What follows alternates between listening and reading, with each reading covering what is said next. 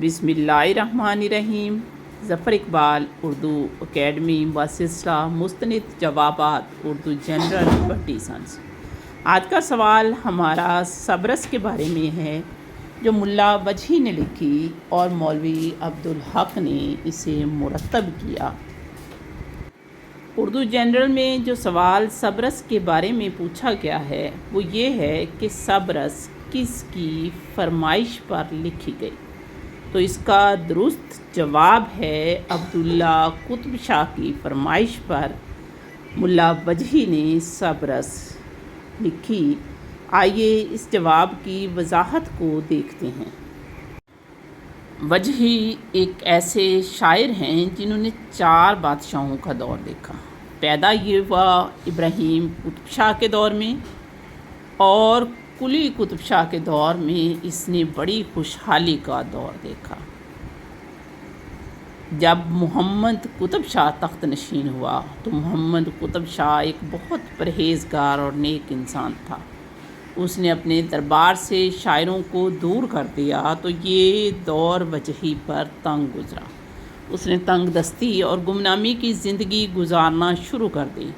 मोहम्मद कुतुब शाह के बेटे अब्दुल्ला कुतुब शाह जब हुकूमत में आए तो उन्होंने वजही को दोबारा दरबार में तलब फरमाया और उसे इज़्ज़त व मर्तबा दिया और उससे सबरस लिखने की फरमाइश की। मुल्ला वजही ने सबरस लिखी। सबरस दक्कन की पहली दास्तान है, ये तमसीली दास्तान है और इसे उर्दू अदब की पहली नसरी तसनीफ़ कहा जाता है। 1635 ईस्वी और 1045 हिजरी इसकी तसनीफ़ की तारीख़ है। 76 किरदार हैं। तसव्वुफ़ इखलाकियात इसका मौजू है। 1932 में मौलवी अब्दुल हक ने इसे दोबारा मुरतब करके शाया किया। ये तब आज़ाद नहीं है, यानी इसकी कहानी मुल्ला वजही ने खुद से नहीं लिखी, बल्कि फ़ताही निशापुरी की एक मसनवी है, दस्तूरुल अशाक, जो एक नज़्म है और किस्सा हुस्न-ओ-दिल से वजही ने इसका किस्सा लिया।